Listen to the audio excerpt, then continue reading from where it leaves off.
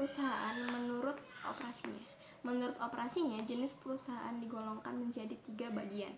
Yang pertama adalah perusahaan jasa. Perusahaan jasa ini kegiatannya adalah menjual atau memberikan jasa kepada pihak lain. Contoh dari perusahaan ini adalah bank, salon, bengkel, dan lain sebagainya. Ciri-ciri dari perusahaan jasa ini adalah memberikan jasa kepada pihak lain. Yang kedua adalah perusahaan dagang. Perusahaan dagang ini adalah perusahaan yang membeli barang, kemudian menjual kembali barang tersebut tanpa merubah atau menambahkan sesuatu pada barang itu. Contoh dari perusahaan ini adalah supermarket, toko, dealer, dan lain sebagainya. Ciri-ciri dari perusahaan ini adalah menjadi perantara dari produsen kepada konsumen. Yang ketiga adalah perusahaan manufaktur. Perusahaan manufaktur ini kegiatannya adalah mengubah bahan mentah menjadi bahan jadi, kemudian menjualnya kepada pihak lain. Contoh dari perusahaan ini adalah industri tekstil, industri karung, mebel, dan lain sebagainya. Ciri-ciri dari perusahaan ini itu adalah kegiatannya menghasilkan barang mentah menjadi barang jadi. Perusahaan jasa. Yang ke-1, kegiatan utamanya adalah menjual jasa. Sesuai dengan pengertian badan bisnis jasa, di mana perusahaan menjual produk dalam bentuk layanan yang bermanfaat dan dibutuhkan oleh konsumen. Yang kedua, menyediakan produk dalam bentuk fisik. Secara umum, perusahaan menyediakan layanan, tidak menyediakan produk dalam bentuk fisik atau barang. Perusahaan jasa menjual produk yang tidak dapat disimpan dan tidak terlihat abstrak, tetapi manfaatnya dapat dirasakan. Yang ketiga, bisa membutuhkan atau tidak membutuhkan barang-barang berwujud. Tergantung pada jenis bisnis, jasa yang didirikan dapat membutuhkan atau tidak memerlukan barang yang berwujud. Misalnya dalam bisnis jasa perjalanan, tentu saja membutuhkan armada untuk konsumen yang memesan layanan perjalanan. Yang keempat, produk jasa tidak bisa sama persis antar konsumen. Jika Anda menjual produk nyata di mana barang yang dijual, antara konsumen akan memiliki bentuk dan hasil yang sama. Lainnya hal pada entitas bisnis jasa di mana hasil layanan akan diterima oleh masing-masing konsumen dapat berbeda dari konsumen lain, misalnya dalam hal kualitas layanan atau kemampuan penyediaan layanan. Yang kelima, harga jasa tidak dapat dipatok general. Umumnya, konsumen yang membutuhkan produk layanan memiliki kebutuhan yang berbeda, sehingga layanan tidak diatur secara umum atau umum yang tergantung kebutuhan konsumen. Yang keenam, tidak ada harga produksi dan penjualan karena perusahaan jasa biasanya tidak memerlukan bahan baku produk yang berwujud. Jenis-jenis bukti transaksi. Jenis-jenis bukti transaksi dibagi menjadi 2, ada internal dan ada eksternal.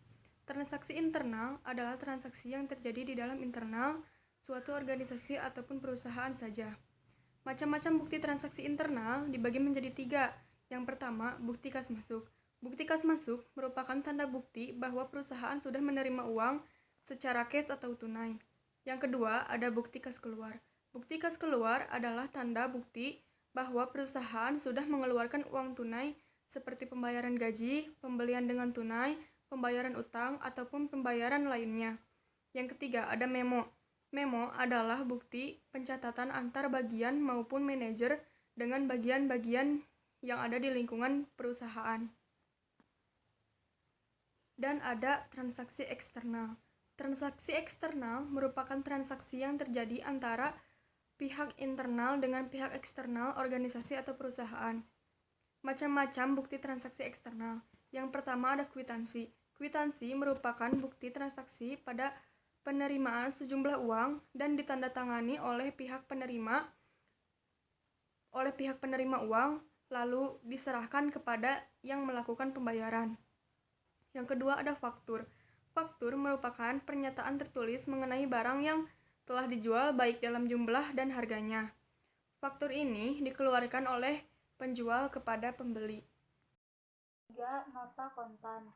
Bukti pembayaran yang dilakukan oleh penjual kepada pembeli. Lembaran pertama disimpan oleh pembeli dan lembaran kedua atau kopi akan disimpan oleh penjual. 4. Nota debit. Bukti transaksi sebagai permintaan pengurangan harga dari pembeli ke penjual. 5. Nota kredit. Bukti transaksi penerimaan barang yang telah dijual atau pengambilan barang dan dikeluarkan oleh penjual atas persetujuan pengurangan harga. 6. Biliet giro. Surat perintah untuk memindahkan bubukan sejumlah uang dari rekening penerimaan yang namanya tertera pada biliet giro. 7. Cek. Sebuah surat perintah pembayaran yang dibuat oleh pihak yang mempunyai rekening di suatu bank. 8. Rekening koran.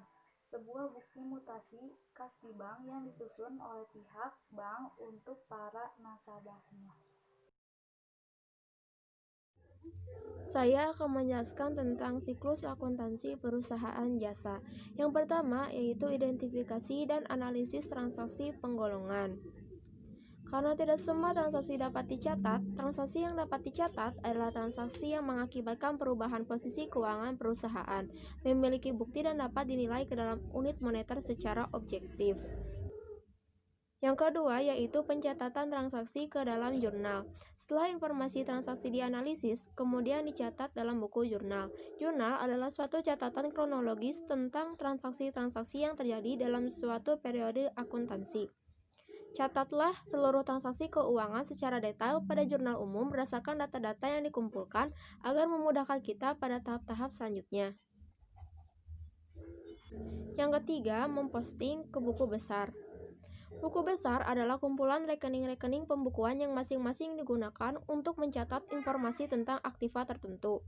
Golongkanlah data transaksi keuangan berdasarkan jenis transaksi, tanggal, nomor dan nama akun, dan lain sebagainya. Yang keempat, penyusunan neraca saldo. Neraca saldo adalah daftar saldo rekening-rekening buku besar pada periode tertentu. Cara menyusun neraca saldo sangat mudah. Kita hanya perlu memindahkan saldo yang ada di buku besar ke dalam neraca saldo untuk disatukan. Saldo pada neraca saldo harus sama jumlahnya antara jumlah debit dan kredit. Yang kelima, penyusunan jurnal dan neraca saldo penyesuaian. Penyesuaian umumnya dilakukan secara periodik.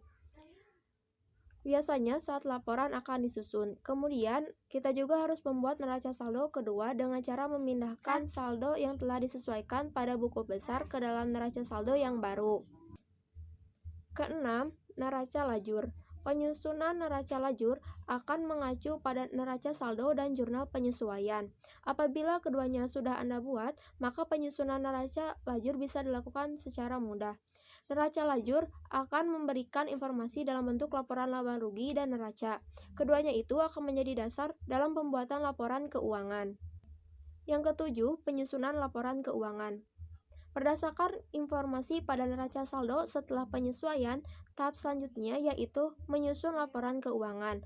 Laporan keuangan yang disusun seperti laporan laba rugi, laporan perubahan modal, neraca, dan laporan arus kas. Yang kedelapan, penyusunan jurnal penutup. Jurnal penutup hanya dibuat pada akhir periode akuntansi saja. Rekening yang ditutup hanya rekening nominal atau rekening laba rugi. Caranya dengan menolkan atau membuat nihil rekening terkait. Rekening-rekening nominal harus ditutup karena rekening tersebut digunakan untuk mengukur aktivitas atau aliran sumber-sumber yang terjadi pada periode berjalan. Yang kesembilan, jurnal pembalik. Tahapan jurnal pembalik adalah tahap pembalikan beberapa akun yang telah ditutup untuk mengembalikan saldonya. Akun perkiraan yang dibalik biasanya merupakan pembayaran yang dibayar di muka dan belum jatuh tempo. Yang ke-10, neraca akhir atau awal setelah penutupan. Tahapan ini disebut dengan neraca akhir atau awal karena sebagai neraca akhir yang dihasilkan pada akhir periode. Namun, disebut neraca awal karena akan digunakan sebagai neraca awal pada siklus akuntansi periode berikutnya.